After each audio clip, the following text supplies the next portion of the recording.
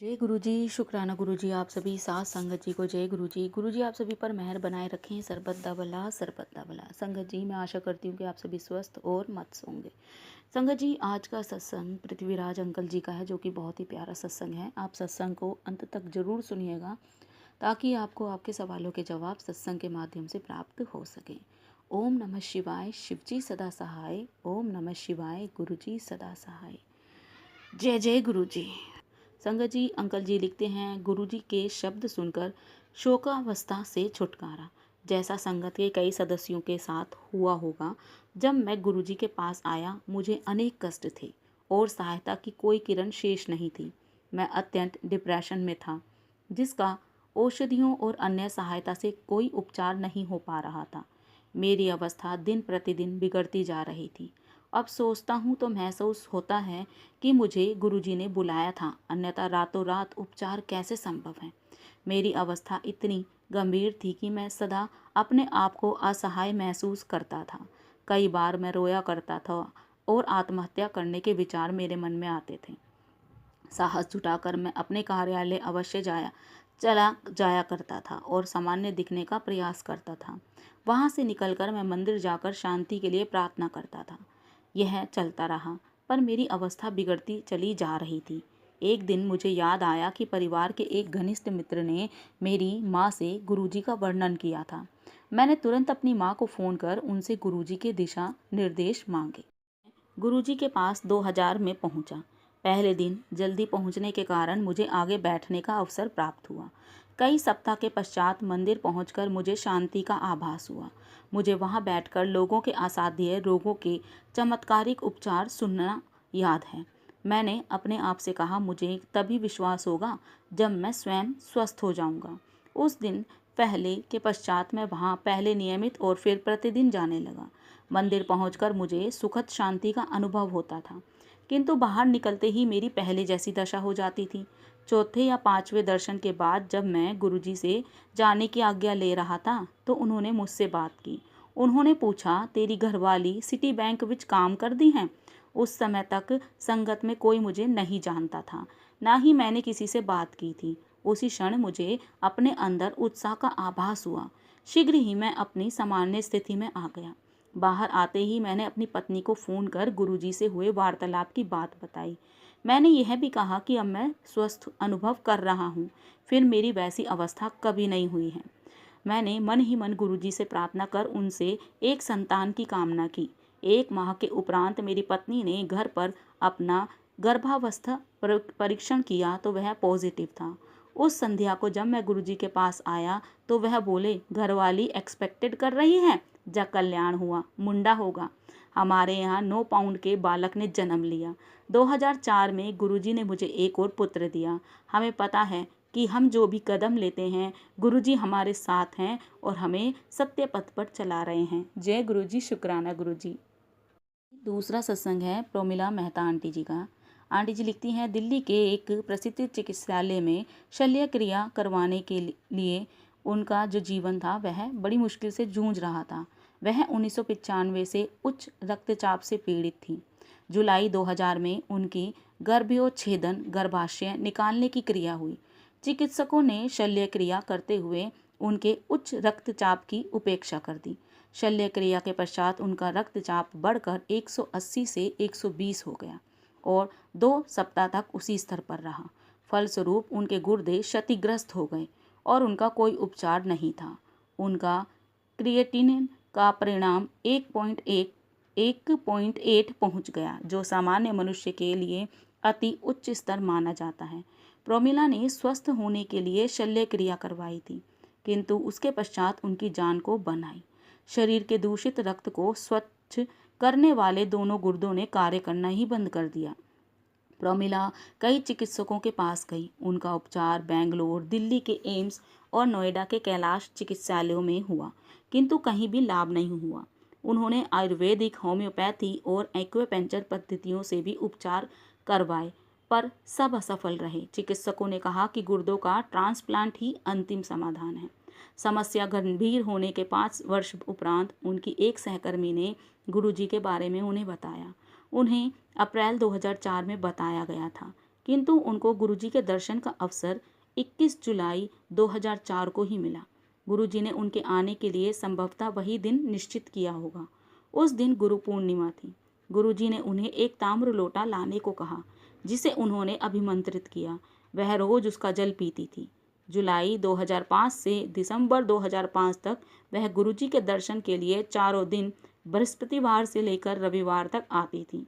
उस लोटे का जल ग्रहण करने के कुछ दिन उपरांत ही उन्होंने देखा कि उनकी त्वचा, जो वृद्धों जैसी लगने लगी थी, विशेषकर गर्दन के आसपास में सुधार आने लगा। एक दिन जब वह गुरुजी के पास बैठी थी, उन्होंने गुरुजी से कहा कि उनके शरीर में रक्त ही नहीं है, वह सदा दुखी रहती हैं। गुरुजी यह सुनकर मुस्कुराए पर कुछ बोले नहीं। 13 दिसंबर को प्रातः 5 बजे वह अचानक उठी तो उन्हें अपनी नाक कुछ चिपचिपी सी लगी। उन्होंने बत्ती जलाए बिना ही वह नाक अपनी रात्रि वस्त्र से पोंछ ली। थोड़ी देर बाद उन्हें लगा कि वह फिर से बह रही है। उन्होंने बत्ती जलाई और अपने नाक से रक्त बहते हुए देखकर वह बहुत आश्चर्यचकित हुई। एक रुमाल शीघ्र ही रक्त से भर गया। उन्होंने अपने पुत्र को जगाया और वह दोनों कैलाश चिकित्सालय भागे। चिकित्सकों ने रक्त रोकने का भरसक प्रयास किया, किंतु उसके न रुकने के कारण उन्हें प्रविष्ट कर लिया गया। प्रातः 6:30 बजे प्रोमिला ने अपने पति को फ़ोन किया, जो उस समय बेंगलोर में थे, और उनको तुरंत आने के लिए कहा। चिकित्सालय में रहते हुए उनके पास गुरुजी का चित्र था। पता लगा कि रक्त बहने का कारण गुर्दों का सही रूप से कार्य न कर पाना था। समस्या के उपचार के लिए उनका 4 दिन में 3 बार डायलिसिस किया गया। साथ ही 3 रक्त की बोतलें और 2 प्लाज्मा की बोतलें भी चढ़ाई। उनकी त्वचा का रंग पीले से लाल हो गया, जिसके लिए उन्होंने कुछ दिन पहले गुरुजी से विनती की थी। यदि आप गुरुजी से कुछ भी मांगेंगे और वह आपके भले के लिए होगा तो वह आपको मिल जाएगा। एक सप्ताह में चिकित्सालय से बाहर निकलकर गुरुजी के पास आई। गुरुजी ने उन्हें बताया उनके दोनों गुर्दे सही हैं और उन्हें नवजीवन मिला है।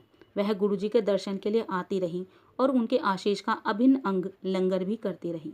गुरुजी के लंगर में स्वादिष्ट सब्जियां, चटनी, अचार, मिठाई इत्यादि होते हैं, जिनका चिकित्सक निषेध करते हैं, पर श्रीमती प्रोमिला उस भोजन को शीघ्रता से पचा पाती थी और उनका पूरा सप्ताह सुखपूर्वक व्यतीत होता था।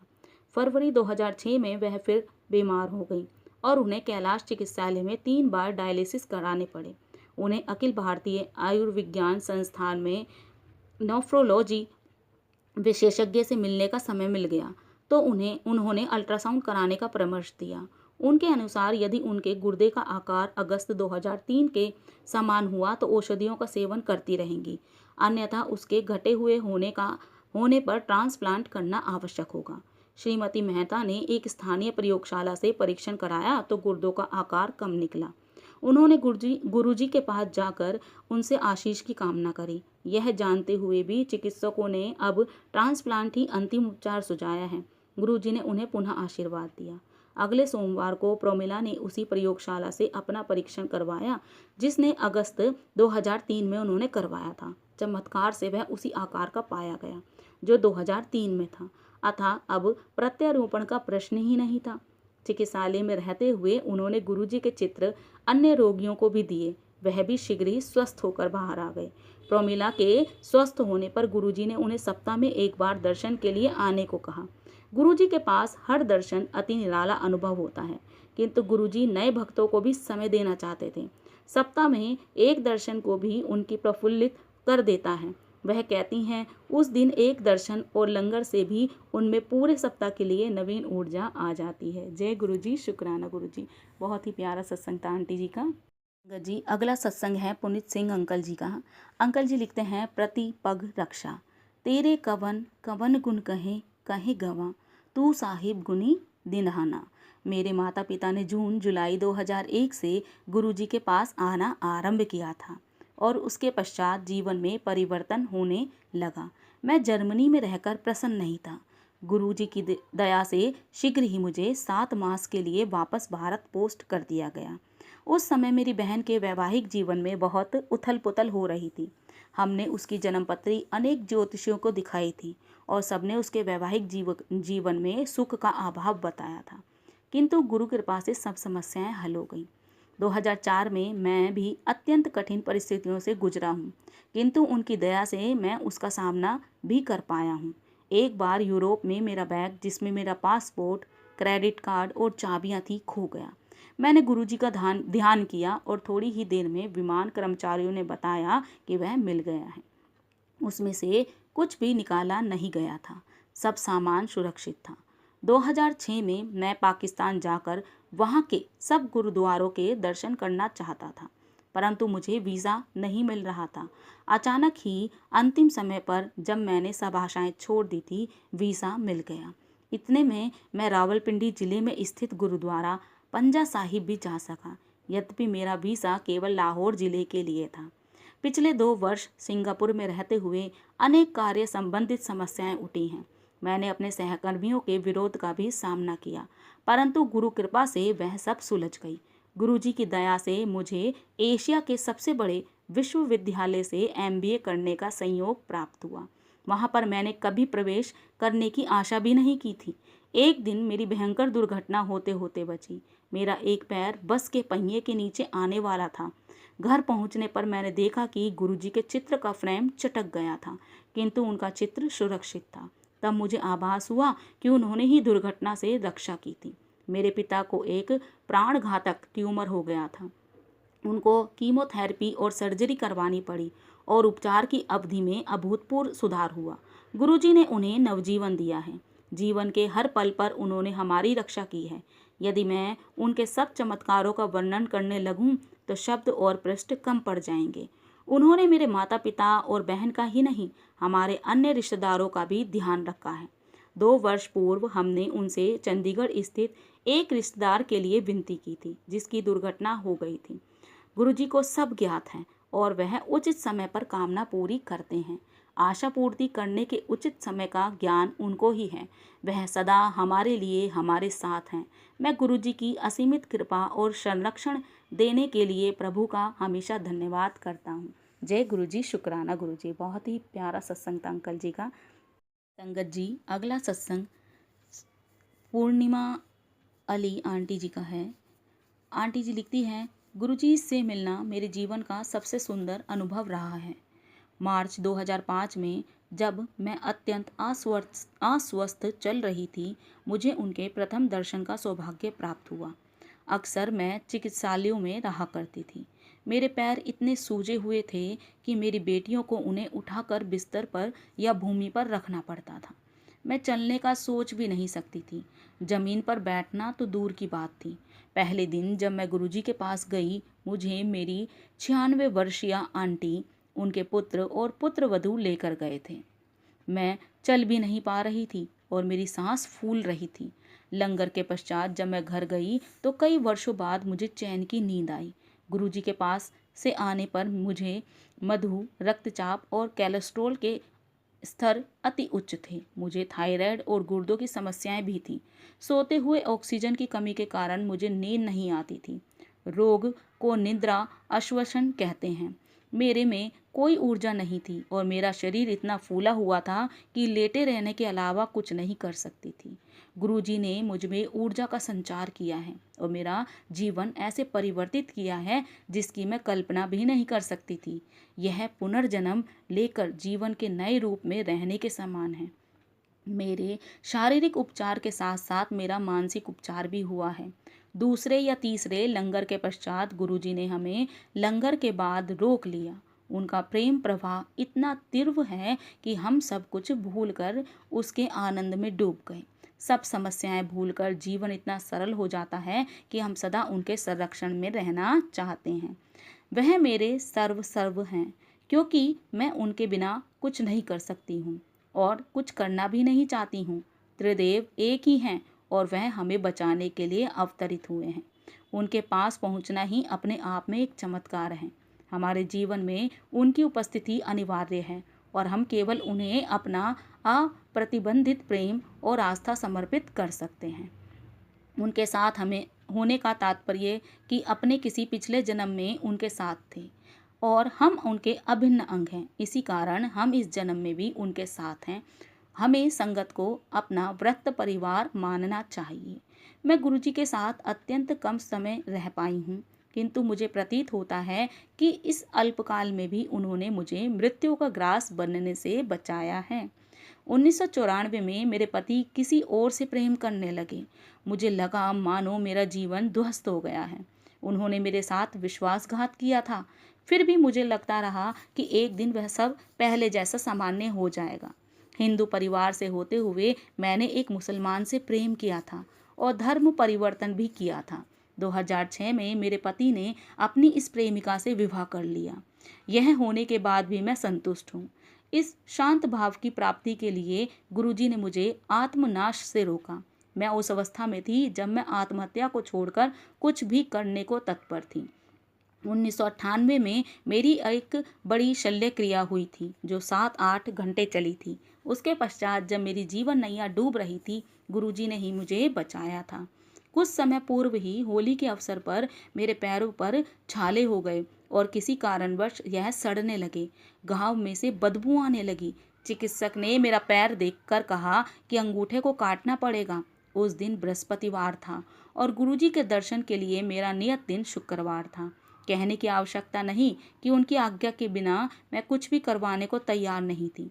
गुरुजी की आज्ञा के लिए एक छोटा सा छेद करने पर भी वह ठीक हो जाएगा, वैसा मेरे मन में ऐसा था। वैसा करने से 1 माह में वह ठीक हो ही गया। अभी तक मैंने किसी अंग विच्छेदन रोगी को उससे बचते हुए नहीं देखा है। कभी कभी मैं दुखी होती हूँ। क्यों मैं अपने शरीर के प्रति इतना असावधान रही हूँ और मैंने उसका ध्यान नहीं रखा है। यदि मुझे पता होता कि एक दिन मुझे अपनी स्वामी के दर्शन करने पड़ेंगे तो मैं अपने शरीर को इतना रोगग्रस्त नहीं होने देती और उन पर इतना बोझ नहीं बनती। गुरुजी अपने अनुयायियों की वेदना अपने अंतरित कर लेते हैं। जब वह हमारे कारण कष्ट उठाते हैं तो मैं अपने आप को असहाय पाती हूँ। क्या हम कुछ कर सकते हैं? मुझे ज्ञात नहीं है कि मैंने उनको पूर्ण समर्पण किया है या नहीं। क्या मुझे संशय है या प्रेम के कुछ तत्व को रोककर यह उससे अप्रतिबंधित प्रेम का नाटक है? मुझे पता नहीं है कि प्रेम क्या होता है। मुझे केवल इतना ज्ञान है कि जब से मैं उनसे मिली हूँ मैं उनकी दिव्यता को प्रतीत करना चाहती हूँ। इससे अधिक और क्या मांगूं? गुरुजी का प्रेम सदा हमारे हृदयों में खिलता रहे। कुछ भी हो पर मैं उन तक पहुंचना चाहूंगी। मैं निवेदन करती हूँ कि मेरे कर्मों का इस प्रकार से परिवर्तित करें कि हमें सदा उनकी उपस्थिति का आभास होता रहे। मैं अपने स्वामी के साथ ऐसे ही रहना चाहती हूँ। जितना मैं उनको देखती हूँ उतनी ही मेरी प्यास बढ़ती है और इस प्यास को बुझाने के लिए एक जीवन पर्यंत नहीं है। आत्मा की भूख और प्यास का ध्यान तो केवल उसके स्वामी ही रख सकते हैं। मुझे सदा चिंता लगी रहती थी कि मेरे बाद मेरी अवयस्क बेटियों का क्या होगा, पर उसका भी निर्णय हो गया है। मेरी बेटियों को अब गुरुजी के संरक्षण में सुरक्षित होने का आभास होता है। उनको जो प्रेम अपने पिता या मेरे से नहीं मिला वह उनको गुरुजी और उनकी संगत से मिल रहा है। यह बात मुझे आनंदित करती है। मैं मोक्ष का अर्थ नहीं जानती। मेरे लिए उनके दिव्य दर्शन ही मोक्ष हैं। यह तो मेरी यात्रा का आरंभ है जिसकी राह पर पता नहीं है किंतु वह अत्यंत रोचक होगी। इसमें कोई संदेह नहीं है। लक्ष्य तो दिव्य परमात्मा से मिलने का है। यदा कदा गुरुजी मेरी ओर देखते हैं मानो कह रहे हों तुम्हारे अल्लाह वह नहीं कर पाए जो गुरु ने कर दिखाया है। ऐसे समय पर मैं मूक बनकर उनको देखती रहती हूँ। अपना सिर तक नहीं हिला पाती हूँ और कुछ भी कहने में असमर्थ रहती हूँ। आज मुझे लगता है केवल अल्लाह ही यह कह सकते हैं। शनि शनि मुझे विश्वास हो गया है कि उस सर्वशक्ति और ऊर्जा के स्रोत हैं जिनके हम अंग मात्र हैं। विभिन्न काल में विभिन्न अवतारों में वह मानवता को सही मार्ग और उनके कष्टों से बचाने के लिए आए हैं। आप उनको अल्लाह, राम या गुरु नानक किसी भी नाम से संबोधित कर सकते हैं। मेरी कामना है कि मेरा मन उस स्तर पर पहुंच सके जहां पर मुझे केवल उनका आभास हो और मुझे सदा उनके कमल चरणों में स्थान मिले। मेरा गुरु प्रेम इतना सशक्त हो कि उनके और मेरे मध्य और कोई ना आ सके। सच्चे भक्त की भांति मैं उनकी सराहना कर सकूं क्योंकि उन्होंने हमें वह सब दिया है जो हमारे लिए आवश्यक था। हम तुच्छ प्राणी उनके लिए कुछ भी करने में असमर्थ हैं। हम केवल उनके प्रति धन्यवाद और हार्दिक आभार प्रकट कर सकते हैं और उसको जीवन पर्यंत याद रख सकते हैं। वह सदा हमारे दुष्कर्मों को क्षमा करें। हम मनुष्य हैं, भूल कर सकते हैं, तो गुरुजी कृपया हमारे मुंह से हमें बचाएं और हमारी अंतिम सांस तक अपनी श्रद्धा भाव हमेशा हमें विकसित करते रहें। उसके पश्चात हमें आपकी सहायता की आवश्यकता और अधिक होगी। हम आपकी छत्र छाया में सौभाग्यशाली हैं। भावनात्मक ढंग से हम सुरक्षित हैं और इतने पूर्ण हैं कि अशांति का तो कोई प्रश्न ही नहीं उठता है। मैं अपने आप में पूर्णतः संतुष्ट हूँ। यह प्रशांत भाव है। कभी कभी मेरे हृदय में कृतज्ञता का भाव इतना अधिक होता है कि मेरी अश्रुधारा बहने लगती है। यह अति सुंदर अनुभव होता है जब केवल प्रेम के कारण आंसू बहें। गुरुजी के पास 2 बार आने के पश्चात मुझ में उनके समीप होने की चाहत बढ़ गई है। मैं अपने आप को रोक नहीं पाती थी। मेरे पति को क्रोध आता था और हम झगड़ते थे, पर मैं गुरुजी के पास पहुंच जाती थी। हर बार गुरुजी प्रश्न किया करते थे, मैंने क्या बहाना बनाया है, और मैं व्यथित होती थी कि उन्हें कैसे पता चला। किंतु अब मुझे पता है कि वह तो स्वयं परमात्मा है और उनको प्रत्येक कर्म का ज्ञान है। हम कठपुतलियों को उनकी उंगलियों पर नाचना है, उनके बिना हमारा अस्तित्व ही नहीं है। गुरुजी के बारे में लिखना सरल नहीं है, उनके आकर्षण को शब्दों में प्रकट करना अत्यंत कठिन है। यदि सारे महासागर स्याही बन जाएं और सारी पृथ्वी कागज, तो भी यह संभव नहीं हो पाएगा। मैं अपने प्रभु और स्वामी की प्रशंसा पल्ले तक करते रहना चाहती हूँ। कृपा करें कि ऐसा ही कर सकूं। शब्द कम पड़ जाएंगे क्योंकि मेरी भावना कम नहीं होगी। अंत में मैं अपनी 5 इंद्रियां उनके चरणों में समर्पित करना चाहूँगी। वह मेरी इस भेंट को स्वीकार करें। जय गुरुजी। शुक्राना गुरुजी। बहुत ही प्यारा सत्संग था आंटी जी का। और संगत जी, मैं अपनी वाणी को यहीं विराम दूंगी। जय गुरुजी। शुक्राना गुरुजी। जय जय गुरुजी।